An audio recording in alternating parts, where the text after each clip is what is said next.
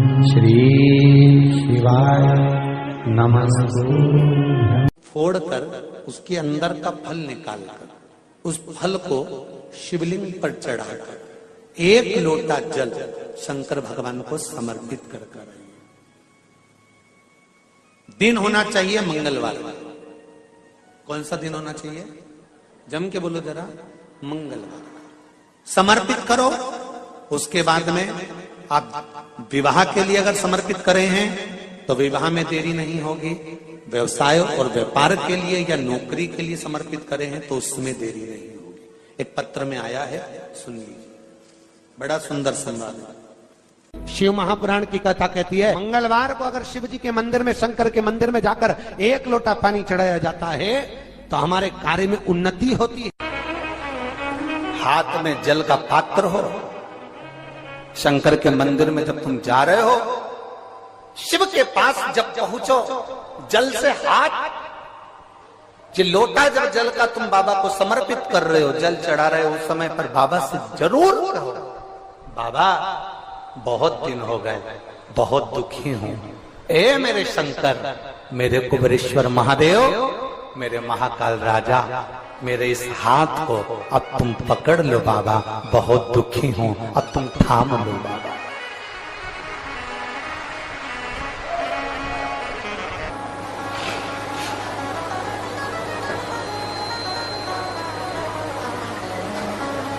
शिव महापुराण की कथा यहां तक कहती है कि यदि आप कोई मंत्र, साधना, व्रत, उपास कुछ भी नहीं जानते तो बेलपत्री के वृक्ष के नीचे 1 लोटा जल चढ़ाओ, प्रदोष की प्रदोष, 1 घी का दीप लगाओ और बेलपत्र के वृक्ष के नीचे की मिट्टी का ही तिलक लगाओ।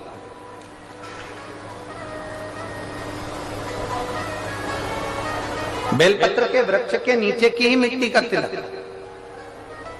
कथा हमको कहती है कि भगवान कभी भी सामग्री का भूखा नहीं रहा, भगवान भोलेनाथ भाव का भूखा रहा। भगवान शंकर को रिझाने के लिए सामग्री की जरूरत नहीं है। कोई चीज तुम पशुपति व्रत करने के लिए गई हो, थोड़ा सामान तुम्हारा घर पर छूट गया, मान लो तुम्हारा कंकु, रोली, मौली, चंदन, हल्दी कुछ घर पर छूट गया, बस एक चीज ना छूटे, जो 6 दिए हैं वो और प्रसाद के 3 हिस्से।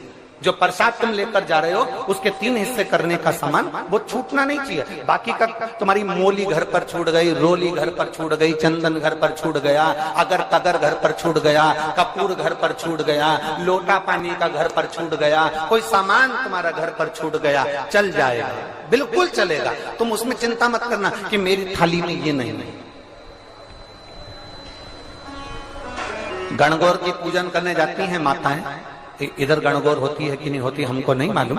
गणगौर की जब पूजन करने माता जाती हैं, तीज का पूजन करने जाती हैं, देवी का पूजन करने जाती हैं, चतुर्थी का पूजन करने जाती हैं, किसी देवी देवता का पूजन करने जाती हैं, पूजन की थाली में दूसरे की थाली में देखती हैं कि बहुत सारा सामान है, मेरी थाली में ये चीज नहीं है, तो उसको याद आती रहती है, मैंने तो भगवान को ये चढ़ाया ही नहीं, मैं तो भगवान को ये दे ही नहीं पाई, मैं तो भगवान को ये दे नहीं पाई, मेरे पास तो ये सामान है ही नहीं, उसकी चिंता में लग जाती है। शिव महापुराण की कथा कहती है, जो देवी देवता ने आपके हाथ से बुलवाना था वो सामान देवी देवता ने अपने हाथ से बुलवा लिया, अब चिंता करने की जरूरत नहीं।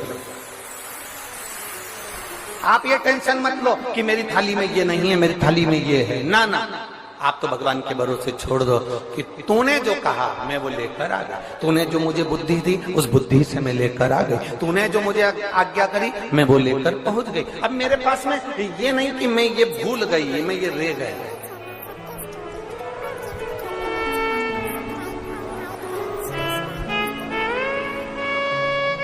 महाराज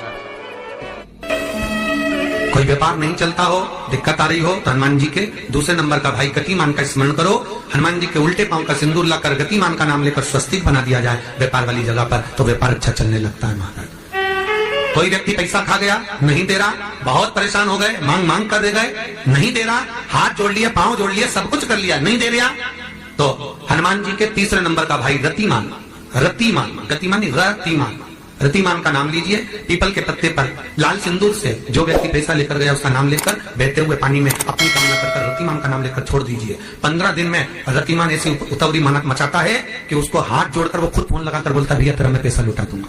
रतिमान का स्मरण किया जाता है। रतिमान, ध्यान दीजिएगा, पंचमुखी हनुमान का एक स्मरण, पंचमुखी हनुमान का एक भाव। महाराज जैसे बहुत ज्यादा तकलीफ अगर व्यक्ति को हो गई है, बहुत कष्टमय जीवन चल रहा है, हार गए हर जगह से और तकलीफमय जीवन चल रहा है, तो पंचमुखी हनुमान का एक शिव महापुराण का और स्कंद पुराण का एक बड़ा सुंदर मंत्र है। उस मंत्र को आप सब एक बार हमारे साथ में बोलें। ओम नमो हनुमते रुद्र अवताराय सर्व शत्रु संहारणाय सर्व रोग हराय सर्व वशीकरणाय रामदूताय स्वाहा। बस इस मंत्र को हाथ में काली तिल लेकर, एक जौ लेकर और गूगल लेकर, थोड़ा सा उसमें गाय का घी डालकर, कंडे को या अग्नि को जलाकर इस मंत्र का 11 बार 21 बार जाप कर कर अपनी कामना कर कर छोड़ दीजिए। कैसा भी रोग हो, बीमारी हो, कष्ट हो, दुख हो, तकलीफ हो, 21 दिन के अंदर वो आनंद आना प्रारंभ कर देता है। इस मंत्र, स्कंद पुराण का, शिव महापुराण का यह मंत्र मूल पंचमुखी हनुमान सुख दे। और एक और चीज याद रखिए हमारा, यदि कोई काम के लिए जा रहे हो, कोई व्यापार के लिए जा रहे हो या नौकरी करने के लिए जा रहे हो और लगी नहीं रही, बहुत तकलीफ पा रहे हो, सर्विस ही नहीं लग रही, बहुत कष्टमय हो गया, तो निवेदन करूंगा 5 पीपल के पत्ते पर बेसन के 5 लड्डू घर में बने हुए, गाय के घी के 5 लड्डू रख लो। उस लड्डू के बीचों बीच एक आटे का दिया और उसमें तिल्ली का तेल डालकर इसी मंत्र का प्रयोग कर कर पंचमुखी हनुमान का किसी भी हनुमान के मंदिर में जाकर, दक्षिण मुखी हनुमान के मंदिर में जाकर उसको रख कर आ जाइए। इसके बाद आप उस काम के लिए जाइए, आपका काम सफल हो जाएगा। आपको किसी को नहीं कहना पड़ेगा कि हाथ जोड़ना नहीं पड़ेंगे, किसी के पांव नहीं पड़ना पड़ेंगे, तुरंत काम होगा।